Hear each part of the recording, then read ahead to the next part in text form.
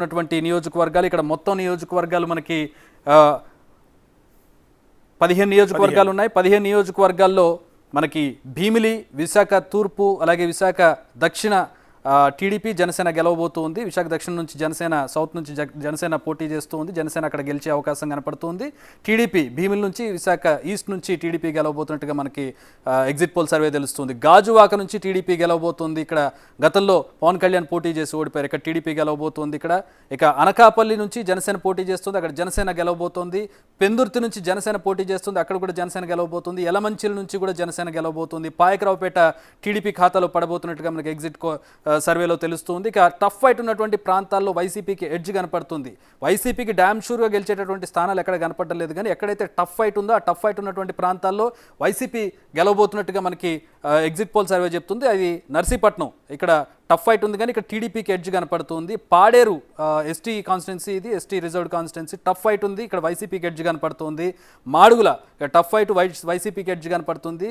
విశాఖ పశ్చిమలో కూడా వైసీపీకి ఎడ్జ్ కనపడుతుంది. టఫ్ ఫైట్ ఉంది ఇక్కడ, అంటే అటు ఇటు అయినా అవ్వచ్చు, ఉన్న దాంట్లో వైసీపీకి ఎడ్జ్ కనపడుతుంది. విశాఖ నార్త్, ఉత్తరం బీజేపీ పోటీ చేస్తుంది. అక్కడ టఫ్ ఫైట్ వైసీపీకి కనపడుతుంది.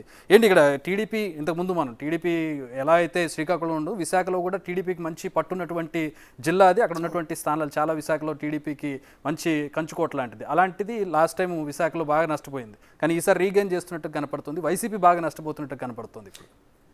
ఖచ్చితంగా మీరు చెప్పినట్టే ఇప్పుడు జగన్ చెప్పారు, రాజధాని విశాఖనే రాజధానిగా ప్రకటించారు, ఎగ్జిక్యూటివ్ క్యాపిటల్గా. ప్రమాణ స్వీకారం కూడా రేపు అక్కడే చేస్తానని కూడా చెప్పారు. చెప్పినా కూడా ఈసారి ఖచ్చితంగా మనమే గెలుస్తున్నాం, ఎక్కడి నుంచే రాజధాని పరిపాలన చేస్తానని చెప్పినా కూడా ఓటర్లు పెద్దగా రాజధాని మీద ఇంట్రెస్ట్ చూపించలేదని దీన్ని బట్టి క్లియర్గా అర్థమవుతుంది. రెండోది, గత ఎన్నికల్లో ఇంత టఫ్ కేవలం 23 మాత్రమే వచ్చాయి. 151 ఒక వేవ్, ఒక సునామీ వైసీపీకి వచ్చింది. ఆ వేవ్లో కూడా విశాఖ ప్రజలు, విశాఖ సిటీ ప్రజలు టీడీపీ వైపు మొగ్గు చూపారు. పర్టికులర్గా Visakha east, west, north, south 4 స్థానాలు, అంటే ఎంటైర్ విశాఖ సిటీ అంతా కూడా టీడీపీని గెలిపించారు. ఎందుకు అంటే అంతకుముందు 2014-19 మధ్య హుదూద్ తుఫాన్ వచ్చినప్పుడు చంద్రబాబు నాయుడు చేసిన సేవ గుర్తుపెట్టుకున్నారు. ఆ విశ్వాసంతో లాస్ట్ ఎన్నికలు అంత వేవ్లో కూడా జగన్ కూడా ఆశ్చర్యపోయారు, ఏంటి విశాఖ టౌన్లో 4 సీట్లు గెలవలేకపోయానని. సో అలాంటి పరిస్థితుల్లో కూడా టీడీపీకి 4 సీట్లు ఇచ్చింది విశాఖ పట్టణం. రెండోది, రాజధానిని పదే చెప్పినా కూడా ఓటర్లు పెద్దగా యాక్సెప్ట్ చేయలే, వైసీపీని యాక్సెప్ట్ చేయటంలా. చేయకుండా ఏంటంటే దానివల్ల విజయసాయిరెడ్డి అక్కడికి వెళ్ళిన తర్వాత అనేక వివాదాలు వచ్చాయి. భూ కబ్జాలని, అట్లాగే రాయలసీమ నుంచి కొంతమంది అక్కడికి వెళ్ళి క్రైమ్ రేటు విపరీతంగా పెరిగింది. ఈ పీరియడ్లో పెరగటం వల్ల ఏంటంటే అక్కడ ఉన్న విశాఖ ప్రజలకు ఒక భయం వచ్చింది. ప్రశాంతంగా ఉంటుంది విశాఖ, ఎందుకంటే మీకు ఎంటైర్ ఆంధ్రప్రదేశ్ని 3 ప్రాంతాలుగా మనం చూస్తుంటాం, కోస్తా, రాయలసీమ, ఉత్తరాంధ్ర. రాయలసీమ, కోస్తా ప్రజలకు కాస్త దగ్గర పోలికలు, ఆహారపు అలవాట్లు, భాష ఇవన్నీ దగ్గరగా ఉంటాయి. కానీ ఉత్తరాంధ్ర పూర్తిగా సపరేట్ అది. ఆ 3 జిల్లాలు, విజయనగరం, విశాఖపట్నం, శ్రీకాకుళం, ఈ 3 జిల్లాలు ఒక ప్రత్యేకంగా ఉంటారు. వాళ్ళ భాష వేరుగా ఉంటుంది, వాళ్ళ అలవాట్లు వేరుగా ఉంటాయి, వాళ్ళ మంచితనం. నిజం చెప్పాలంటే ఈ 2 ప్రాంతాలతో పోలిస్తే వాళ్ళంతా కూడా చాలా ప్రశాంతంగా ఉంటారు. క్రైమ్ రేట్ చాలా తక్కువ ఉంటుంది అక్కడ. చాలా ప్రశాంతమైన జీవితానికి ఆ 3 జిల్లాల ప్రజలంతా కూడా ఆసక్తి చూపిస్తూ ఉంటారు.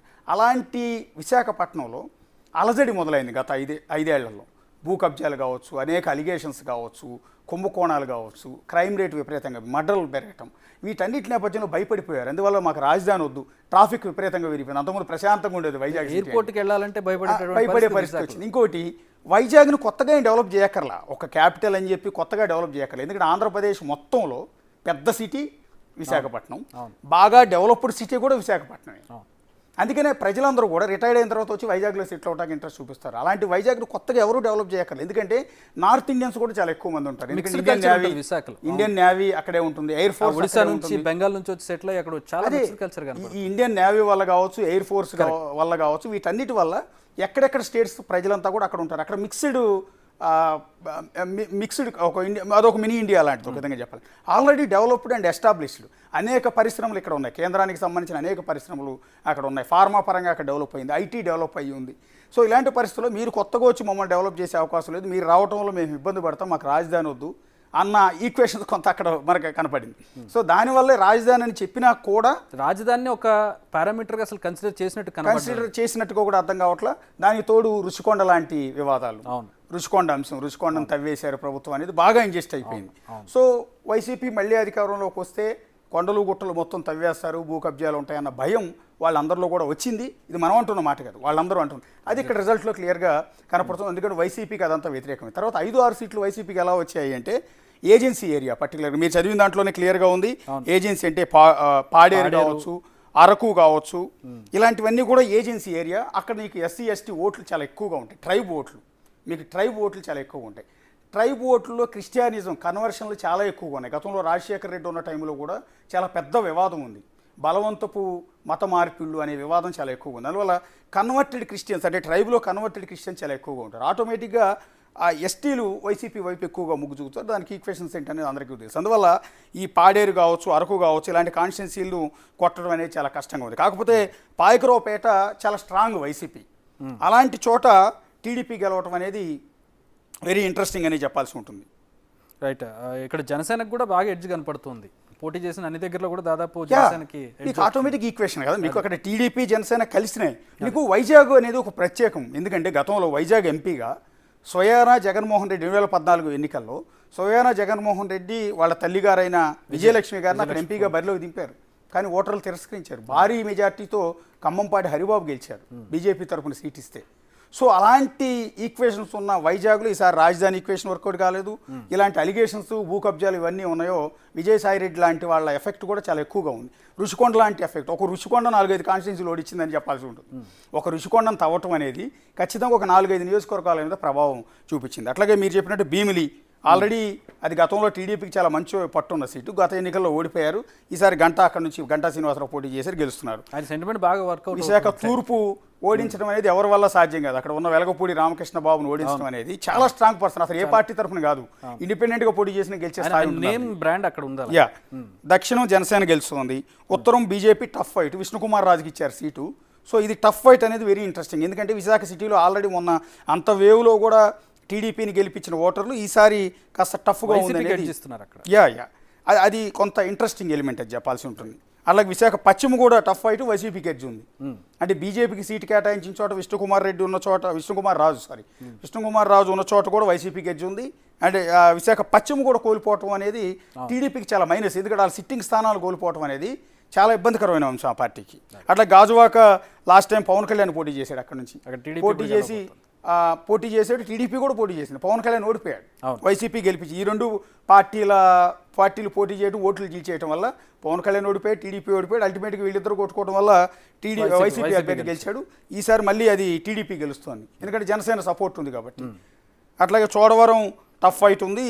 ఎడ్జ్ ఎవరికి అన్నది మనం ఇప్పుడు పూర్తిగా రెండు పార్టీల మధ్య వైసీపీ టీడీపీ మధ్య టఫ్ ఉన్నట్టుంది. మాడుగుల టఫ్ ఫైట్ ఉంది, వైసీపీకి కొంత ఎడ్జ్ ఉంది. మాడుగులు కూడా కొంత ఏజెన్సీ ఏరియా, ట్రైబ్ ఓట్లు ఈక్వేషన్స్. అరకు బీజేపీకి ఇచ్చారు, వైసీపీ ఎడ్జ్ ఉంటుంది. ఆ YCP decide almost. Paderu tough fight అన్నారు, కానీ పాడేరు కూడా వైసీపీ ఎక్కువ గెలిచే అవకాశం అక్కడ ఖచ్చితంగా ఉంటుంది. అనకాపల్లి జనసేన గెలుస్తుంది, పెందుర్తి జనసేన గెలుస్తుంది, ఎలమంచిలి జనసేన గెలుస్తుంది, పాయకరావుపేట టీడీపీ గెలుస్తుంది, నర్సీపట్నం మాత్రం టఫ్ ఉంది. టీడీపీకి ఎడ్జ్ కనపడుతుంది నర్సీపట్నం. చింతకాయల అయ్యన్న పాత్రుడు.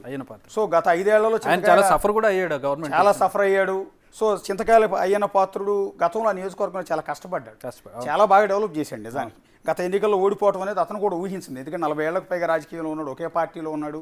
కొంత నోటి దురుసు కొంత ఉన్నా కూడా చాలా మంచివాడు అన్న పేరు ఉంది అక్కడ డెవలప్మెంట్లో కానీ వాటిలో కానీ. లాస్ట్ టైం పూరి జగన్నాథ్ తమ్ముడు పూరి గణేష్, శంకర్ గణేష్ సంథింగ్, ఆయన ఎమ్మెల్యేగా గెలిచాడు. దర్శకుడు పూరి జగన్నాథ్ తమ్ముడు అక్కడ ఎమ్మెల్యేగా గెలిచాడు. ఈసారి ఓడిపోబోతున్నాడు, అయ్యన్న పాత్రుడు గెలుస్తున్నాడు. రైట్. నెక్స్ట్ ఉమ్మడి విశాఖ జిల్లా చూసాం. ఇప్పుడు